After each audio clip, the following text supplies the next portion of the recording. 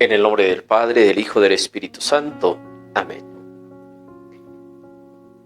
¿Qué tal, hermanos? Espero se encuentren todos bien. Vamos a hacer nuestra meditación de este domingo segundo del tiempo del Adviento. Les invito a ponernos en la presencia de Dios por medio de esta oración. Señor Jesús, envía tu Espíritu para que Él nos ayude a leer la Biblia en el mismo modo con el cual tú la has leído a los discípulos en el camino de Emaús. Con la luz de la palabra escrita en la Biblia, tú les ayudaste a descubrir la presencia de Dios en los acontecimientos dolorosos de tu condena y muerte. Así, la cruz que parecía ser el final de toda esperanza, apareció para ellos como fuente de vida y resurrección. Crea en nosotros el silencio para escuchar tu voz, y en la creación y en la escritura, en los acontecimientos y en las personas, sobre todo en los pobres y en los que sufren. Tu palabra nos oriente, a fin de que también nosotros, como los discípulos de Emaús, podamos experimentar la fuerza de tu resurrección y testimoniar a los otros que tú estás vivo en medio de nosotros, como fuente de fraternidad, de justicia y de paz. Te lo pedimos a ti, Jesús, Hijo de María, que nos has revelado al Padre y enviado tu Espíritu. Amén.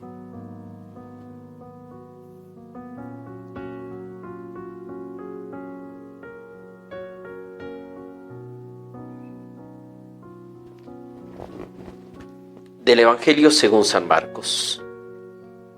Comienzo de la buena noticia de Jesús, Mesías, Hijo de Dios, tal como Dios afirma en el profeta Isaías. Mira, envío a mi mensajero delante de ti, para que te prepare el camino. Una voz grita en el desierto, preparen el camino al Señor, enderecen sus senderos. Se presentó Juan en el desierto, bautizando y proclamando un bautismo de conversión para el perdón de los pecados. Toda la región de Judea y todos los habitantes de Jerusalén acudían a Juan y se hacían bautizar por él en el Jordán, reconociendo públicamente sus pecados. Juan vestía un manto hecho de pelos de camello atado a su cintura con una correa de cuero, y se alimentaba con saltamontes y miel del campo, y proclamaba: detrás de mí viene uno que es más poderoso que yo, y ni siquiera soy digno de agacharme para desatarle la correa de sus sandalias. Yo los he bautizado con agua, pero él los bautizará con el Espíritu Santo. Palabra de Dios. Te alabamos, Señor. Este texto del Evangelio que hemos escuchado de Marcos nos sitúa en el principio del Evangelio. De hecho, si nos fijamos en el texto, así dice: comienzo de la buena noticia. Lo cual quiere decir que este principio de la predicación del Evangelio de alguna forma nos sitúa en el seguimiento de Jesús, pero también en la escucha de la palabra de Dios. Recordemos que para el pueblo de Israel esta escucha era algo importante y primordial. De hecho, Dios les da a conocer cuál es el mandamiento más grande y les dice: Shema Israel, escucha Israel. Entonces, el principio de esta buena nueva, de este evangelio de Jesús, está y se tiene que enmarcar precisamente en la escucha de la palabra de Dios. Entonces, podríamos decir que este evangelio consta de dos partes: un breve resumen de la actividad apostólica de Jesús y el inicio del sermón de la misión. El evangelio de la liturgia, entonces, de hoy omite de alguna manera lo que los otros evangelios nos dan, que es de alguna forma el nombre de aquellos que de alguna manera pues están en el seguimiento del Señor. Marcos va de lleno a presentarnos a Jesús como la buena noticia que se va a hacer presente. Y así entonces dice: conforme está escrito en el profeta Isaías. Quiere decir que es una palabra que se ha anunciado desde siempre, que se ha anunciado desde antiguo y que Jesús viene a comunicárnosla, Jesús viene a revelarnos esta palabra que de alguna manera tendríamos que decir es la intimidad del Padre. ¿Por qué? Porque si leemos en el Evangelio de San Juan en el prólogo, dice: en el principio existía la palabra y la palabra estaba con Dios y la palabra era Dios. Y más adelante entonces esta palabra San Juan la presentará como un verbo. El verbo de Dios se hizo hombre y habitó entre nosotros. Entonces podríamos de esta manera descubrir cómo este principio de la palabra que Jesús viene a anunciar como una buena nueva es la puesta en práctica de esta palabra que el pueblo de Israel conocía ya desde antiguo, y que de alguna manera entonces esta buena nos revela la parte, decíamos, íntima de Dios. Entonces esta buena nueva para nosotros nos llega a través de las personas, así como al pueblo de Israel le llegaba por medio de los profetas, de los patriarcas, así como en el nuevo pueblo de Dios Jesús la anuncia a sus discípulos y después los discípulos la van anunciando a las personas. En nuestros días también la palabra de Dios nos llega a través de aquellos ministros que anuncian la buena nueva del reino de los cielos. Y entonces podríamos nosotros preguntarnos a lo largo de la historia de mi vida, ¿quién me ha iniciado en el camino de Jesús? ¿Quién me ha anunciado esta buena nueva de Jesús? Y por otro lado, yo a quién le he hecho cercana esta palabra, yo a quién se la he anunciado. Así entonces podríamos ver en la primera parte de este evangelio, el capítulo 1 de San Marcos, en el versículo 1, cuando dice: comienzo del evangelio de Jesús, Hijo de Dios.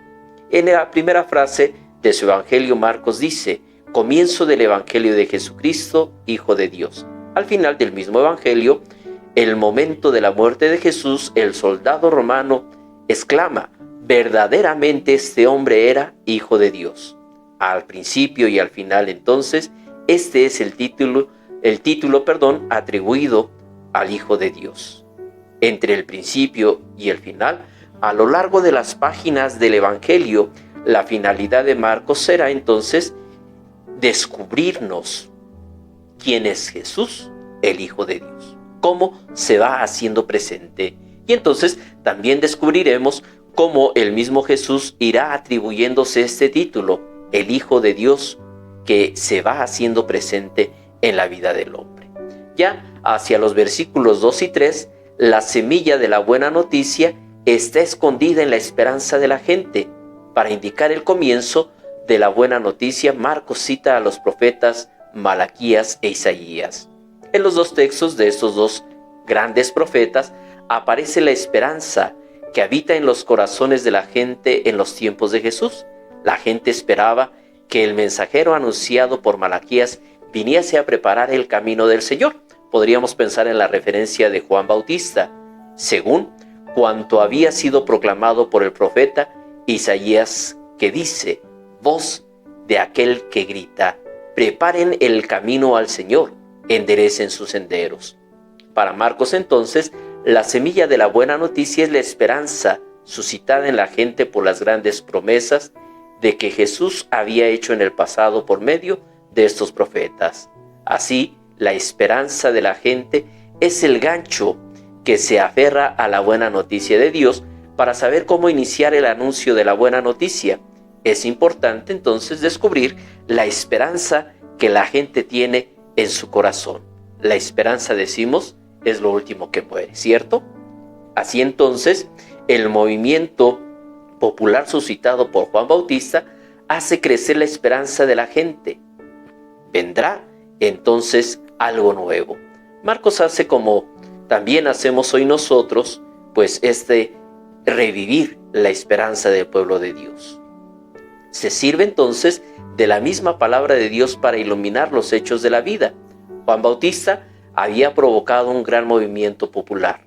Toda la región de Judea, de Idumea y de todos los habitantes de Jerusalén iban al encuentro de Juan. Marcos entonces se sirve de estos textos que hemos mencionado de Malaquías e Isaías para iluminar este movimiento suscitado, que indica que con la venida de Juan Bautista la esperanza del pueblo comienza a encontrar un nuevo sentido y entonces se empieza a realizar.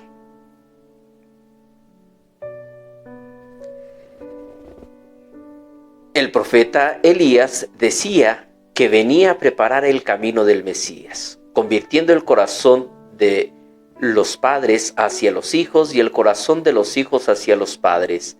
O sea, esperaban que Elías viniese a reconstruir la vida comunitaria. Elías era conocido como un hombre vestido de pieles y con un cinturón de cuero a la cintura. De hecho, recordaremos que el pueblo de Israel tenía la esperanza que decían que iba a venir primero Elías, y Jesús le responde: Elías ya ha venido, y si ustedes quieren o no creerlo, ¿verdad? De alguna manera Jesús hace la referencia de la venida de Elías por medio de Juan el Bautista, por estos signos que podemos descubrir: vestido con pieles, con un cinturón de cuero ceñido a la cintura, que era el signo que descubría esa figura preeminente que hoy tenemos, que es Juan el Bautista. Ya en los años 70, Marcos describe que mucha gente pensaba que Juan Bautista fuese el Mesías. Para ayudarles entonces a discernir, Marcos cita las palabras del mismo Juan: después de mí viene aquel que es más fuerte que yo y que no soy digno de desatar sus sandalias. ¿Por qué? Porque algunos pensaban que Juan era el Mesías. Juan los desmiente cuando les presenta al Cordero. He ahí el Cordero de Dios, el que quita el pecado del mundo, aquel a quien yo no soy digno de desatar la correa. Así entonces podemos descubrir que este bautismo de conversión que Juan practicaba era para el perdón de los pecados. No, era solamente un signo de conversión, de cambio y de renovación. Por eso dirá: el que viene después de mí los bautizará con fuego y con espíritu. Un bautismo diferente.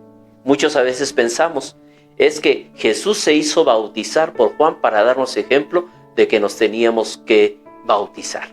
Ese no es el sentido, porque son dos bautismos diferentes. El de Juan, entonces, es un bautismo de conversión.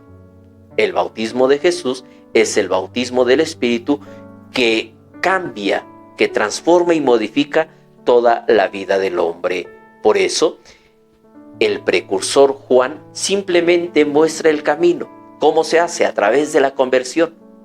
Que los caminos se enderecen, que todos los montes se abajen, que las colinas se allanen. Es decir, mientras más parejo y firme esté el camino, el seguimiento de Jesús nos será más llevadero. Y esta es y tiene que ser entonces nuestra apuesta, o la apuesta de cada uno de nosotros.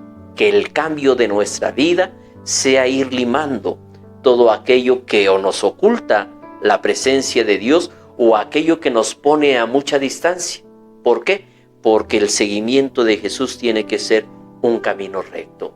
Así en la vida, entonces, cada uno de nosotros tiene que ir pensando: yo, ¿qué cosas tengo que abajar o qué cosas tengo que elevar? ¿Para qué? Para estar en sintonía y en el nivel de Jesús. De hecho, cuando a veces vemos algunas ondas de sonido, siempre vemos demasiados picos, ya sea elevados o sea bajos. La idea es que todo sea lo más parejo posible para que haya una mejor emisión. Lo mismo sucede en la vida del hombre. Mientras menos tengamos aquello que nos oculte la presencia de Dios, o que nosotros nos ocultemos de la presencia de Dios, será más fácil vislumbrarlo y será más fácil el seguimiento de Jesús.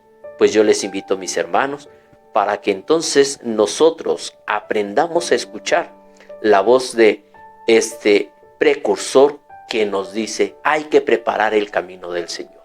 Yo, en este tiempo de Adviento, ¿cómo preparo de alguna manera a esta Navidad el nacimiento de Jesús?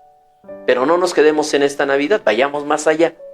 Si en algunos momentos decimos que este tiempo escatológico, mientras viene el encuentro definitivo con el Señor, es un largo Adviento, ¿de qué manera estoy preparando ese nacimiento en la vida eterna, en el encuentro con Jesús?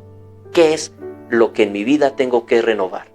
¿Qué es lo que en mi vida se tiene que ir transformando para que entonces cada una de las acciones de mi vida pueda tener sentido.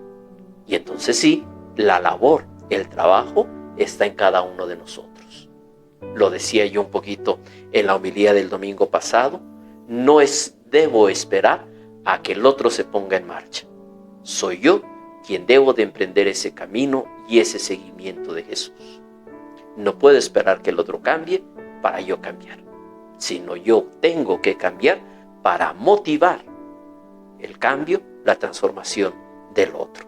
Y así entonces esta palabra de Dios que ha de entrar profundamente en mi vida, en mi ser, entonces me renueve, le dé un nuevo sentido a mi vida y entonces pueda yo ser ese anuncio de esta buena nueva, de esta palabra de Dios. Ya no solamente con mi voz, sino con toda mi vida.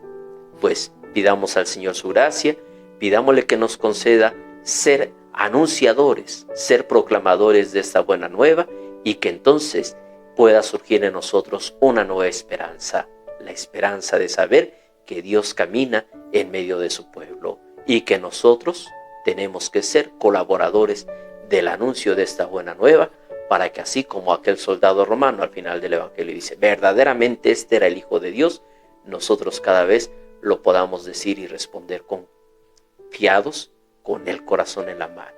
Verdaderamente Jesús es el Hijo de Dios. Que así sea.